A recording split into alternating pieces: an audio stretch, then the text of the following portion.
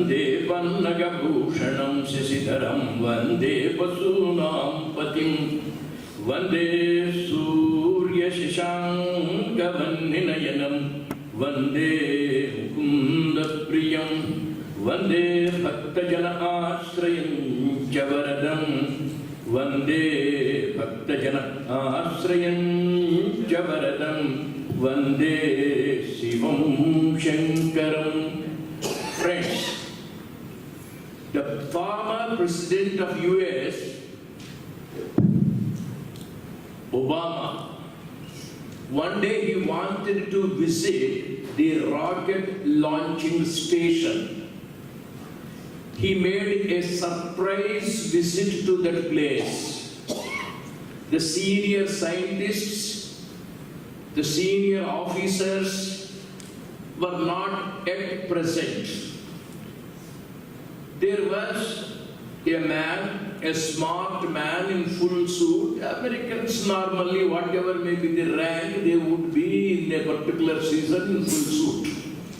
As soon as Obama reached, this gentleman went to him close, received him, took him to the room of reception, made him comfortable, offered him some drink, and then Obama asked, "What are you doing here?" "Sir, I launched the rocket. We are a great team. We are all together, we work, we strive together, and we bring credit to our country. I am the rocket launching person." Obama was surprised, and a few minutes later, the senior scientists came, officers came, and as soon as they all came, Obama was taken into their fold. They started discussing, they took him round. Then Obama asked, "Who is this gentleman who received me?" "He is an attendant in the laboratory. He does not have the technical knowledge. He is not a scientist. He is not even a senior officer. He is a humble attendant in the laboratory, giving them water, facilitating their work." But the way how he received Obama was really wonderful. As though he was the scientist, he was the officer, he was the only responsible person. We launch. That is the identification that attendant had towards the organization in particular and to the country in general. In the entire organization, nobody is insignificant. No part is unimportant. A small nut is very important. A small bolt is highly significant. A small attendant or an electrician also is very, very important. That's why Karma Yoga is first and foremost professional ethics. In modern terminology, if we are to translate Karma Yoga, it is nothing but professional ethics. Ethics is humanism. Profession is perfection in the practice of the job, and we identify ourselves with the work so fully that everything we feel is dependent on us. If I am absent, the whole organization collapses, thinks the nut, thinks the bolt. This is the significant part of professional ethics, total identification. In our whole body, no part is insignificant. If any part of the body is lazy, if any part of the body is not to cooperate, the entire body falls sick. The functions will fail. And Karma Yoga is nothing but total identification with the body, with the institution, with the organization, with the nation. And we find in the Ramayana a small rod which prevents the wheel from falling. That's missing. Kaikeyi was able to insert her finger, prevent the danger, total identification with her husband, total identification with the movement. After all, it's a small rod. She need not have done it. She could have ignored it. She might not have even observed it. She rose to the occasion because of her identification with the husband's work. It's a great battle going on. The chariot is under progress. The wheel is in danger. She noticed it. And resourceful she is, she has inserted her finger for a cosmic cause, for a national cause, for an organizational cause, for an institutional cause, and that is the identification. From the administration point of view, you cannot afford to neglect even the smallest part of a machine. You cannot afford to neglect any part of the body, any part of the nation. Sri Ramachandra Prabhu, such a great yogi, who is known for his wonderful administrative skill, managerial ability, when he was trying to protect the Yajna of Vishwamitra, three anti-social elements came. One is Tataki, an anti-social element. She tries to stop all welfare activities. She is a nuisance to good people. When you run an organization, there is an anti-social element to stop it. When you are trying to do some welfare activity, there are anti-social elements. When you are trying to read a book, there are people to disturb you. When you are trying to meditate, there are people to distract your attention. Everywhere, there are anti-social elements obstructing the welfare activities. Vishwamitra is a person trying to perform a welfare activity for the good of the mankind. And he has been performing that yajna. He has taken the help of Rama and Lakshman, security personnel. And these two people were trying to protect the welfare activity. They are trying to prevent the obstructions, the three evil elements, anti-social elements, Tataki. And she was removed. Her two sons, Maricha and Subahu. Ramachandra Prabhu doctored his shafts. Subahu was killed. Maricha ran away. Ram committed the mistake in allowing the fellow to go away. He should have eliminated him. He should have chased him. That same fellow who escaped the force of Ramachandra Prabhu became a nuisance later. That same Maricha became the false deer, drew the attention of Sita, drew Rama into the interior corners of the forest, and he shouted, "Hey Sita, hey Lakshman," and he was responsible for the separation of Ram and Sita. He facilitated the evil activity, Ravana kidnapping Sita. Administration should be fully committed. Employees must be fully committed. Instruments also must be kept highly committed. Karma Yoga is a compact work. Karma Yoga is a harmonious coordination.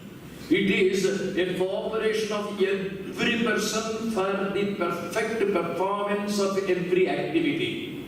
If one single sweeper is not to cooperate, the whole edifice will collapse. If a small nut is lost, everything will collapse. And nobody can afford to think I am useless. Everybody is useful. In the audience too. What after all will happen if I simply sleep? There are 500 people in the hall. If I sleep, what happens? The person who has seen this will lose his good impression. The image is lost and the grants will not come. After all, we have to build the image, we have to build the reputation, we have to show the glow of this particular university to every visitor. Not only that, we are to be benefited. In the entire picture, nobody can afford to tarnish it. There is a small episode. One particular Raja wanted to perform a yajna. And for the performance of the yajna, he required a lot of milk. And he had such confidence in the citizens of his kingdom that there would be no CCTV, no person to supervise. My dear citizens, I require several liters of milk, pure milk, unadulterated milk. A huge jar will be kept. People are requested to bring each one liter of good milk. One fellow, he thought, when thousands and thousands of people are taking 1 liter of milk and pouring into that jar, when there is no CCTV, when there is no supervisor, when there is nobody to inspect, what after all will happen if I take a little water and pour it into it? Thousands of people are bringing liter after liter and there is no CCTV.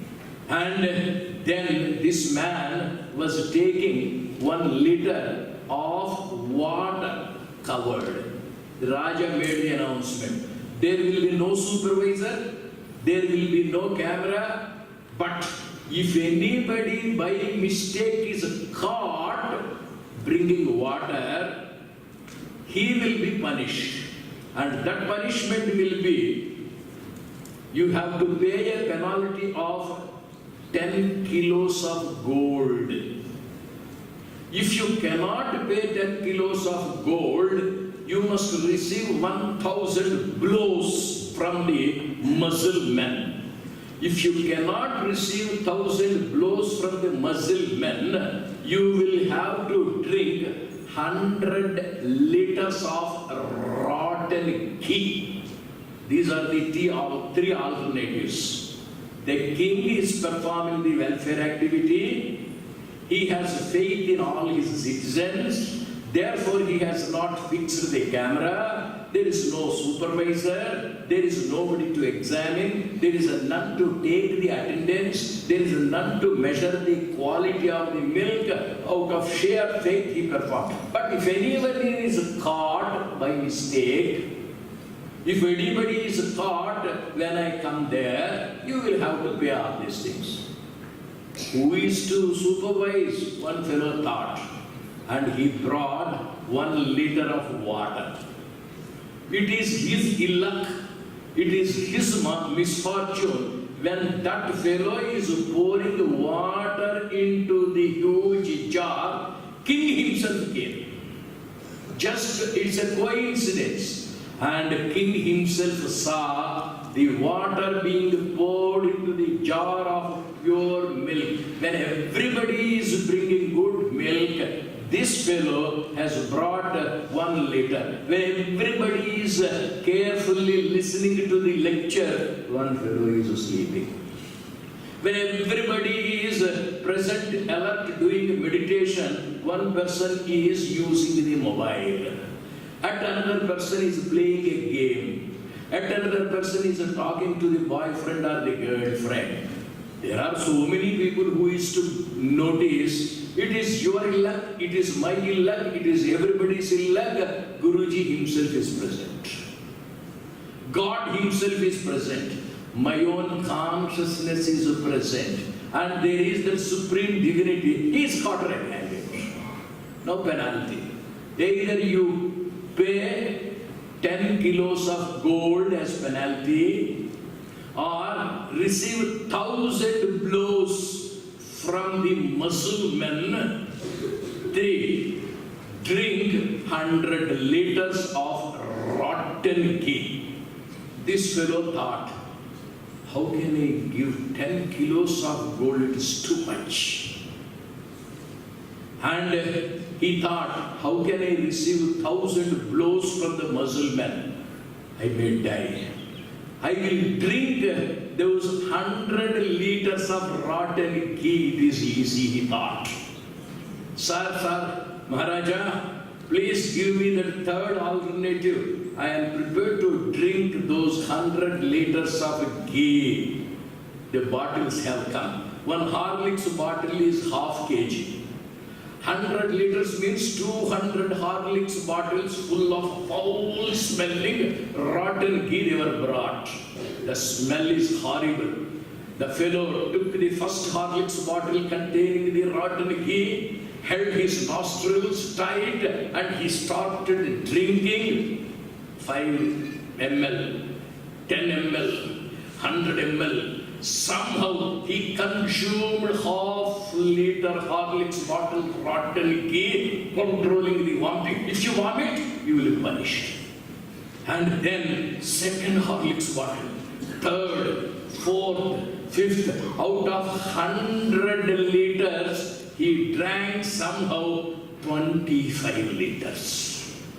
Then he told Raja, Sir, I cannot drink this ghee anymore. Please invite that Muslim. I shall receive those blows. Very good, the Muslim has come and he has a whip in his hand.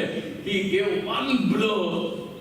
That single blow is enough to remove his life from the body. Second blow, third blow, fourth blow. He is dying, sinking, and all the ghee he drank was all coming out.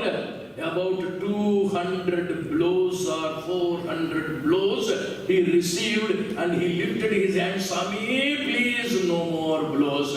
I will pay that gold. The fellow has drunk the rotten ghee, he has received the blows, and he has also paid the penalty 10 kilos of gold. What for?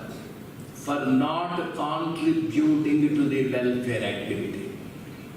What is that welfare activity? Yajna, poor feeding. When thousands and thousands of people are pouring pure milk into that huge barrel, one stingy fellow, one who is not a karma yogi, an escapist of karma, he came and he tried to adulterate the activity. He tried to spoil the yajna. He wanted to ruin the country. He wanted to bring bad reputation to the society. How many of us in India today are not contributing? How many of us are spoiling the organization, the good image, the good reputation? After all, a single fellow I am. What will happen if I sleep in maitrimilan session? What will happen if I talk to my friend over the phone?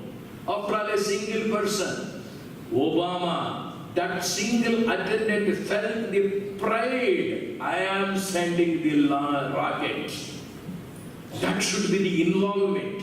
That should be the commitment. That should be the identification. When Sitaram Kalyan was taking place, everybody felt that it was a marriage in his house. That is the commitment. When a function takes place in Prashanti Kutir, it is everybody's. When there is an examination, it is everybody's. When there is a celebration, it is everybody's. The prestige of the country is on our shoulders.